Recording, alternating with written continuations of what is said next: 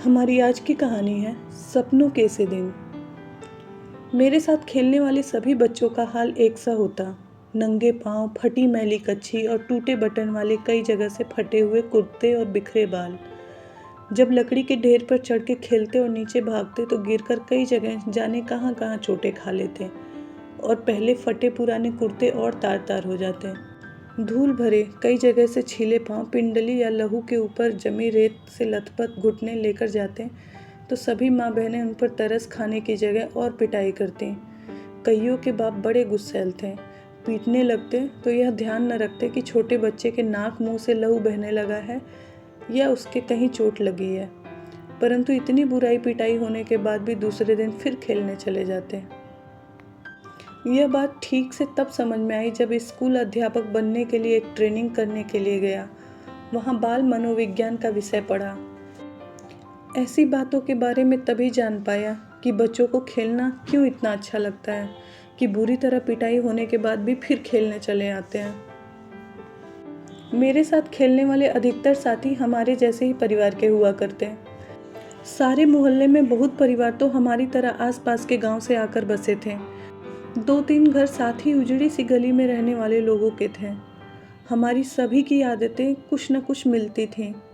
उनमें से अधिक तो स्कूल में भी नहीं जाते।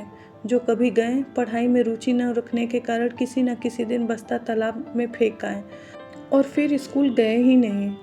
ना ही माँ बाप ने कभी ज़बरदस्ती भेजा। यहाँ तक कि परचूने और अड़ातिये भी अपने बच्चों को स्कूल भेजना ज़रूरी न समझते। कभी किसी स्कूल अध्यापक से बात होती तो कहते, मास्टर जी, हमने इसे क्या तहसीलदार लगवाना है? थोड़ा बड़ा हो जाए तो पंडित घनश्याम दास से लंडे पढ़ाकर दुकान पर बहिया लिखने लगा लेंगे। पंडित 6-8 महीने में लंडे और मुनीमी के सभी काम सिखा देगा। वहाँ तो अभी तक अल्लिफ बे जीम च सीख नहीं पाया। हमारे आधे से अधिक साथी राजस्थान या हरियाणा से आकर मंडी में व्यापार या दुकानी करने आए परिवारों के साथ थे। जब बहुत छोटे थे तो उनकी बोली समझ पाते थे। उनके कुछ शब्द सुनकर हम हंसने लगते, परंतु खेलते खेलते तो सभी एक दूसरे की बातें अच्छी तरह समझने लगे। पता भी नहीं चला कि लोकत्ती अनुसार एक खेदड़ के दिन 4 कैसे कब बीत गए। हम में से कोई भी ऐसा न था जो स्कूल के कमरे में बैठकर पढ़ने को कैद न समझता हो। कुछ अपने माँ बाप के साथ जैसा भी था काम कराने लगे। बचपन में घास अधिक हरी और फूल की सुगंध अधिक मनमोहक लगती है। यह शब्द शायद आदि सती के पहले किसी पुस्तक में पढ़े थे, परंतु आज तक याद है। याद रहने का कारण यही है कि यह वाक्य बचपन की भावनाओं, सोच समझ के अनुकूल होगा। परंतु स्कूल के अंदर जाने से रास्ते के दोनों ओर अलियार के बड़े ढंग के कटे झाड़े उग आए थे, जिन्हें हम डंडिया कहते थे। उनके नीम के पत्ते जैसे पत्तों की महक आज तक आंख मूंदकर मैं महसूस कर सकता हूँ। उन दिनों स्कूल की छोटी क्यारी में फूल भी कई तरह के उगाए जाते थे, जिनमें गुलाब, गेंदा और मोतिया की दूध सी सफ़ेद कलियाँ हुआ करती थीं। ये कलियाँ इतनी सुंदर और खुशबूदार होती थी कि हम चंदू चपरासी की आंख बचाकर कभी कभी एक आध तोड़ लिया करते। उनकी बहुत तेज सुगंध आज भी महसूस कर पाता हूँ, परंतु याद नहीं कि उन्हें तोड़ने के बाद कुछ देर सूंघकर फिर क्या करते थे। शायद जेब में डाल लेते। माँ उसे धोने के समय निकालकर बाहर फेंक देती, या हम ही स्कूल के बाहर आते ही उन्हें बकरी और मेमनों की तरह चर जाया करते। जब अगली श्रेणी में दाखिला होता तो एक और कुछ बड़े और सयाने होने के एहसास से उत्साहित होते, परंतु दूसरी ओर नई पुरानी कापी किताबों से जाने कैसी बात आती कि उन्हीं मास्टरों से के डर से कांपने लगते जो पिछली श्रेणी में पढ़ा चुके होते। तब शुरू के साल में 1-1.5 महीना पढ़ाई हुआ करती थी, फिर 1.5 महीने से 2 महीने की छुट्टी हुआ करती थी। अब तक जो बात अच्छी तरह याद है वह छुट्टी के पहले और आखिरी दिनों में फ़र्क का है। पहले 2-3 सप्ताह खूब खेल कूद हुआ करता। हर साल माँ के साथ ननिहाल चले जाया करते। वहाँ नानी खूब दूध, दही, घी, मक्खन खिलाती, बहुत प्यार करती। छोटा सा पिछड़ा गांव था, परंतु तालाब हमारी मंडी के तालाब जितना ही बड़ा था। दोपहर तक तो उस तालाब में नहाते, फिर नानी से जो जी में आए मांग कर खाने लगते। नानी हमारे बोलने के ढंग और कम खाने के कारण बहुत खुश होती। अपने पोतों से हमारी तरह बोलने और खाने को कहती। जिस साल ननिहाल नहीं जा पाते उस साल भी अपने घर से थोड़ा बाहर तालाब पर चले जाते, कपड़े उतारकर पानी में कूद जाते और कुछ देर बाद भागते हुए रेतीले टीले पे आकर रेत के ऊपर लेटने लगते। गीले शरीर को गर्म रेत से खूब लथपथ कर उसी तरह भागते, फिर ऊंची जगह से तालाब में छलांग लगा देते। रेत को गंदले पानी से साफ कर फिर टीले की ओर भाग जाते। याद नहीं ऐसा 5 बार करते या 15 से 20 बार। कई बार तालाब में कूदकर ऐसे हाथ पांव हिलाने लगते जैसे बहुत अच्छे तैराक हों। परंतु 1-2 को छोड़कर मेरे किसी साथी को तैरना नहीं आता था। कुछ तो हाथ पांव हिलाते हुए गहरे पानी में चले जाते, तो दूसरे उन्हें बाहर लाने के लिए किसी भैंस के सींग या दुम को पकड़कर बाहर आने की सलाह देते। उन्हें ढांढस बंधाते। कूदते समय मुंह में गंदला पानी भर जाता तो बुरी तरह खांसते। कई बार ऐसा लगता कि सांस रुकने लगती है, परंतु हाय हाय करते किसी न किसी तरह तालाब के किनारे पहुंच जाते। फिर छुट्टियां बीतने लगती तो दिन गिनने लगते। प्रत्येक दिन डर बढ़ता चला जाता। खेल कूद और तालाब में नहाना भी भूलने लगते। मास्टर जी ने जो छुट्टियों के लिए काम दे रखा है उसका हिसाब लगाने लगते हैं। जैसे हिसाब के मास्टर जी 200 से कम सवाल कभी न बताते। मन में हिसाब लगाते कि यदि 10 सवाल रोज़ निकालें तो 20 दिन में पूरे हो जाएंगे। जब ऐसा सोचना शुरू होता तो छुट्टी 1 महीना बाकी हुआ करता था। एक एक दिन गिनते, 10 दिन खेल कूद में और बीत जाते। स्कूल की पिटाई का डर और बढ़ने लगता, परंतु डर भुलाने के लिए सोचते 10 की क्या बात है, सवाल तो 15 भी आसानी से रोज़ निकाले जा सकते हैं। जब ऐसा हिसाब लगाते तो छुट्टियां कम होते होते जैसे भागने लगती। दिन बहुत छोटे लगते। ऐसा महसूस होता जैसे सूरज भागकर दोपहर में छिप जाता हो। जैसे जैसे दिन छोटे होने लगते स्कूल का भय बढ़ने लगता। हमारे कितने ही सहपाठी ऐसे थे जो छुट्टियों का काम करने के बजाय मास्टर की पिटाई अधिक सस्ता सौदा समझते। हम जो पिटाई से बहुत डरा करते उन बहादुरों की भांति भी सोचने लगते। ऐसे समय हमारा सबसे बड़ा नेता ओमा हुआ करता। हम सभी उसके बारे में सोचते कि हमारे में उस जैसा कौन था। कभी भी उस जैसा दूसरा लड़का नहीं ढूंढ पाए। उसकी बातें, गालियाँ, मार पिटाई का ढंग तो अलग था ही, उसकी शक्ल सूरत भी सबसे अलग थी। हाड़ी जितना बड़ा सिर, उसके ठिगने 4 बलिष्ठ के शरीर पे ऐसा लगता जैसे बिल्ली के माथे पर तरबूज रखा हो। इतने बड़े सिर में नारियल की सी आँखों वाला बंदरिया के बच्चे जैसा चेहरा और भी अजीब लगता। लड़ाई वो हाथ पांव से नहीं, सिर से किया करता। जब सांड की भांति फुकारता, सिर झुकाकर किसी के पेट या छाती में मार देता, तो उससे द्विगुने तिगुने शरीर वाले लड़के भी पीड़ा से चिल्लाने लगते हैं। हमें लगता कि किसी की छाती की पसली न तोड़ डाले। उसके सिर की टक्कर का नाम हमने रेल बम्बा रखा हुआ था। रेल के इंजन की भांति बड़ा और भयंकर ही तो था। हमारा स्कूल बहुत छोटा था। केवल छोटे छोटे 9 कमरे थे जो अंग्रेजी के एच अक्षर की भांति बने थे। दाईं ओर का पहला कमरा हेडमास्टर श्री मदन मोहन शर्मा जी का था, जिसके दरवाजे के आगे हमेशा चिट लटकी रहती। स्कूल में प्रेयर के समय वो बाहर आते और सीधी कतार में कद के अनुसार खड़े लड़कों को देखकर उनका गोरा चेहरा खिल उठता। सारे अध्यापक लड़कों की तरह ही कतार में बंधकर उनके पीछे खड़े होते। केवल मास्टर प्रीतम चंद्र पीटी लड़कों की कतार के पीछे खड़े यह देखते कि कौन सा लड़का कतार में ठीक नहीं खड़ा। उनकी घुड़की और ढुट्टों की भय से हम सभी कतार के पहले और आखिरी लड़के का ध्यान रखते हैं। सीधे कतार में बने रहने का प्रयत्न करते हैं। सीधी कतार के साथ साथ हमें यह भी ध्यान रखना होता कि आगे पीछे लड़के के बीच की दूरी भी एक सी हो। सभी लड़के उस पीटी से बहुत डरते थे, क्योंकि उन जितना सख्त अध्यापक न कभी देखा न कभी सुना। यदि कोई लड़का अपना सिर भी इधर उधर हिला लेता या एक पाँव से दूसरे पाँव की पिंडली खुजलाने लगता तो वह उसी ओर बाघ की तरह झपट पड़ते और खाल खींचने के मुहावरे को प्रत्यक्ष करके दिखा देते। परंतु हेडमास्टर शर्मा जी उनसे बिल्कुल उलट स्वभाव के थे। वह 5वीं और 8वीं श्रेणी की कक्षा में अंग्रेजी स्वयं पढ़ाया करते थे। हमारे में से किसी को याद न था कि 5वीं श्रेणी में कभी भी उन्होंने किसी गलती के कारण किसी को चमड़ी उधेड़ते हुए देखा या सुना हो। चमड़ी उधेड़ना हमारे लिए बिल्कुल ऐसा शब्द है जैसे हमारे सरकारी मिडिल स्कूल का नाम। अधिक से अधिक वह गुस्से में बहुत जल्दी आंखें झपकाते, अपने लंबे हाथ की उल्टी उंगलियों में से एक चपत हमारी गाल पर लगा देते और मेरे जैसे कमज़ोर शरीर वाला भी सिर झुकाकर मुंह नीचे किए हंस देता। वह चपत तो जैसे भीग की नमकीन या पापड़ी जैसी मज़ेदार लगती हो, जो तब पैसे में शायद 2 आ जाया करती थी। परंतु तब भी स्कूल हमारे लिए ऐसी जगह न थी जहाँ खुशी से भागे जाएं। पहली कच्ची श्रेणी से लेकर चौथी श्रेणी तक केवल 5-7 लड़कों को छोड़कर हम सभी रोते चिल्लाते ही स्कूल जाया करते थे। परंतु कभी कभी ऐसी सभी स्थितियों में रहते स्कूल अच्छा भी लगने लगता। जब स्काउटिंग का अभ्यास करवाते समय पीटी साहब नीली पीली झंडियाँ हाथों में पकड़वाकर 1 2 3 कहते और झाड़ियाँ ऊपर नीचे दाएं बाएं करवाते तो हवा में लहराती और फड़फड़ाती झाड़ियों के साथ खाकी वर्दियों तथा गले में 2 रंगे रूमाल लटकाए अभ्यास किया करते। हम कोई गलती न करते तो वह अपनी चमकीली आंखों से हल्के से झपकाते कहते शाबाश। Well begin again 1 2 3 1 2 3। उनकी एक शाबाश ऐसे लगने लगती जैसे हमने किसी फौज के सामने तगमे जीत लिए हों।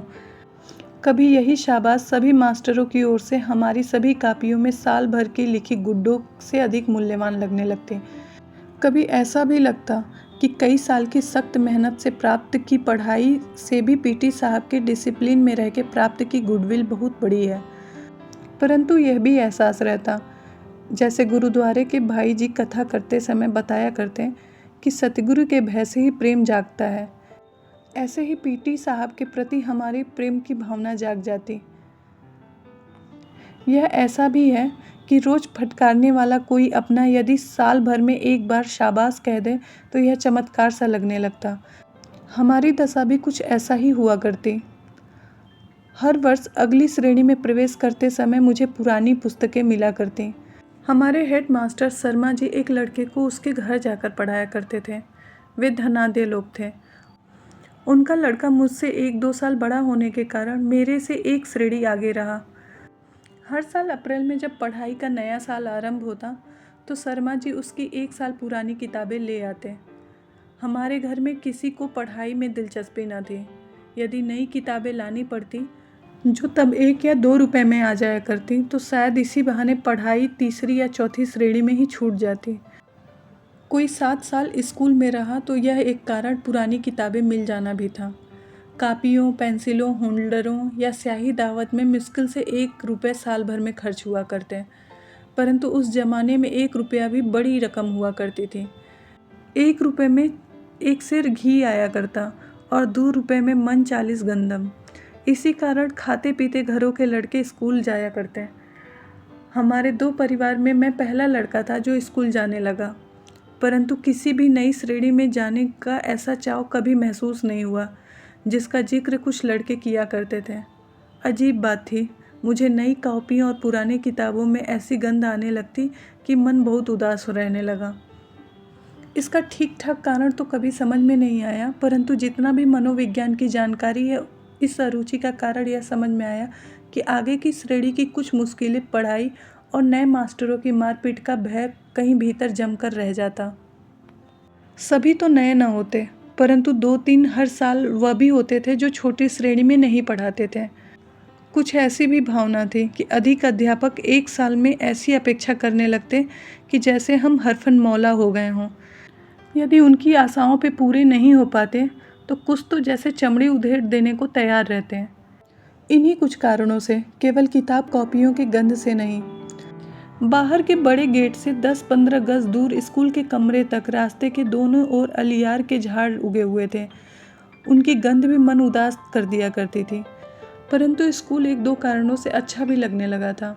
मास्टर प्रीतम चंद जब हम स्काउटों को परेड करवाते तो लेफ्ट राइट की आवाज़ या मुंह से विशल से मार्च कराया करते। फिर right turn, left turn, about turn कहने पर छोटे छोटे बूटों की एड़ियों पर दाएं बाएं एकदम पीछे मुड़कर बूटों की ठक करते, अकड़ कर चलते तो लगता जैसे हम विद्यार्थी नहीं, बहुत महत्वपूर्ण आदमी हो, फौजी जवान। दूसरे विश्व युद्ध का समय था, परंतु हमारी नाभा रियासत का राजा अंग्रेजों ने 1923 में गिरफ्तार कर लिया था और तमिलनाडु में कोडाईकनाल में ही जंग शुरू होने के पहले ही उसका देहांत हो गया था। उस राजा का बेटा कहते थे अभी विलायत में पढ़ रहा था, इसलिए हमारे देसी रियासत में भी अंग्रेज़ों की ही चलती थी। फिर भी राजा के न रहते अंग्रेज हमारी रियासत के गांव से जबरन भर्ती नहीं कर पाया था। लोगों को फौज में भर्ती करने के लिए जब कुछ अफसर आते तो उनके साथ कुछ नौटंकी वाले भी हुआ करते। वे रात को खुले मैदान में शमियाने लगाकर लोगों को फौज के सुख आराम बहादुरी के दृश्य दिखाकर आकर्षित किया करते। उनका एक गाना अभी भी याद है। कुछ मस्खरे अजीब सी वर्दियां पहने और अच्छे बड़े फौजी बूट पहने गाया करते थे। भर्ती हो जा रे रंगरूट, भर्ती हो जा रे, अठे मिले तूते लीतर, उठे मिले बूट, भर्ती हो जा रे रंगरूट, भर्ती हो जा रे, अठे मिले फटे पुराने, उठे मिलेंगे सूट, भर्ती हो जा रे रंगरूट। इन्हीं बातों से आकर्षित होकर कुछ नौजवान भर्ती होने के लिए तैयार हो जाया करते थे। कभी कभी हमें भी महसूस होता कि हम भी फौजी नौजवान से कम नहीं हैं। धोबी की धुली हुई वर्दी और पॉलिश किए हुए बूट और जुराबों को पहने हम भी स्काउटिंग की परेड करते तो लगता हम फौजी ही हैं। मास्टर प्रियतम चंद को स्कूल के समय हमने कभी मुस्कुराते हुए या हंसते हुए नहीं देखा। उनका ठिगना कद, दुबला पतला परंतु गठीला शरीर, माता के दागों से भरा चेहरा और बाज सी तेज आंखें, खाकी वर्दी, चमड़े के चौड़े पंजे वाले बूट, सभी कुछ ही भयभीत करने वाला हुआ करता था। उनके बूटों की ऊंची एड़ियों के नीचे भी खुर्रियाँ लगी रहती, जैसे तांगे के घोड़े के पैरों में लगी रहती हैं। अगले हिस्सों में पंजों के नीचे मोटे सिरे वाले कील ठुके होते हैं। यदि वह सख्त जगह पर भी चलते तो खुर्रियों और कीलों के निशान वहाँ भी दिखाई देते हैं। हम ध्यान से देखते हैं, इतने बड़े और भारी बूट पहनने के बावजूद उनके टखनों में कभी मोच तक नहीं आती थी। उनको देखकर हम यदि घर वालों से बूटे मांग करते तो माँ बाप यही कहते, टखने टेढ़े हो जाएंगे, सारी उम्र सीधे ना चल पाओगे। मास्टर प्रियतम से हमारा डरना तो स्वाभाविक था, परंतु हम उनसे नफरत भी करते थे। कारण तो उनका मारपीट ही था। हम सभी को जो मेरी उम्र के हैं वह दिन कभी नहीं भूल पाया जिस दिन हम चौथी श्रेणी में फ़ारसी पढ़ने लगे थे। हमें उर्दू का तो तीसरी श्रेणी तक अच्छा अभ्यास हो गया था, परंतु फ़ारसी तो अंग्रेजी से भी मुश्किल था।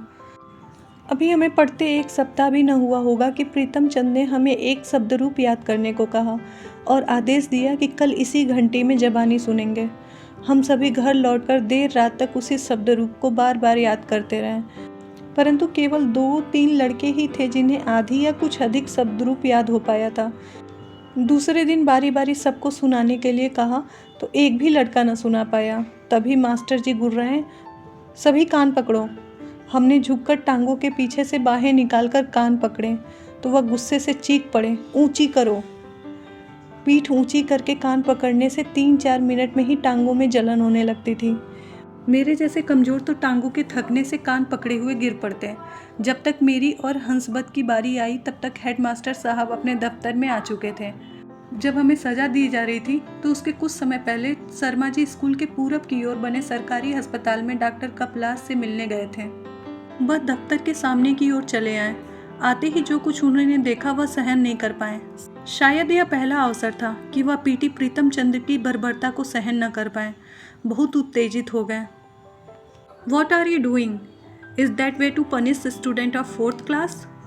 Stop it at once. हमें तब अंग्रेजी नहीं आती थी क्योंकि उस समय 5वीं श्रेणी से अंग्रेजी पढ़नी शुरू होती थी, परंतु हमारे स्कूल के 7वीं और 8वीं श्रेणी के लड़कों ने बताया कि शर्मा जी ने कहा, क्या करते हैं? क्या चौथी श्रेणी को सजा देने का यही ढंग है? इसे फौरन बंद करो। शर्मा जी गुस्से से कांपते बरामदे से ही अपने दफ्तर में चले गए थे। फिर जब प्रियतम चंद कई दिन स्कूल नहीं आए तो यह बात सभी मास्टरों की जुबान पर थी कि हेडमास्टर शर्मा जी ने उन्हें मुअत्तल करके अपनी ओर से आदेश लिखकर मंजूरी के लिए हमारी रियासत की राजधानी नाभा भेज दिया है। वहाँ हजारी लाल नाम के महकमाए तामिल के डायरेक्टर थे जिनसे ऐसे आदेश की मंजूरी आवश्यक थी। उस दिन के बाद यह पता होते हुए भी कि पीटी प्रीतम चंद्र को जब तक नाभा के डायरेक्टर बहाल नहीं करेंगे तब तक वह स्कूल में कदम नहीं रख सकते। जब भी फारसी की घंटी बजती तो हमारा छाती धक धक करते फटने को आती, परंतु जब तक शर्मा जी या स्वयं नौरिया के राम जी कमरे में फारसी पढ़ाने न आते हमारे चेहरे मुरझाए रहते। फिर कई सप्ताह तक पीटी मास्टर स्कूल नहीं आए। पता चला कि बाजार में एक दुकान के ऊपर उन्होंने एक छोटी छोटी खिड़कियों वाला चौबारा किराए पर ले रखा है, वही आराम से रह रहे थे। कुछ 7वीं 8वीं के विद्यार्थी हमें बताया करते हैं उन्हें मुअत्तल होने की रत्ती भर भी चिंता नहीं थी। पहले की तरह ही आराम से पिंजरे में रखे 2 तोतों को दिन में कई बार भिगोकर रखे बादाम की गिरियों को छिलका उतारकर उन्हें खिलाते, उनसे बातें करते रहते। उनके वे तोते हमने भी कई बार देखे थे। हम उन बड़े लड़कों के साथ उनके चौबारे में गए थे, जो लड़के पीटी साहब के आदेश पर उनके घर का काम करने जाया करते। परंतु हमारे लिए यह चमत्कार ही था कि जो प्रियतम चंद बिल्ला मार मार कर हमारी चमड़ी तक उधेड़ देते थे, वह अपने तोतों से मीठी मीठी बातें कैसे कर लेते हैं। क्या तोतों को उनकी दहकती भूखी आंखों से भय नहीं लगता था? हमारी समझ में ऐसी बातें तब नहीं आ पाती थी, बस एक तरह इन्हें अलौकिक ही मानते थे। कहानी यहीं समाप्त होती है। मिलते हैं एक नए कहानी के साथ।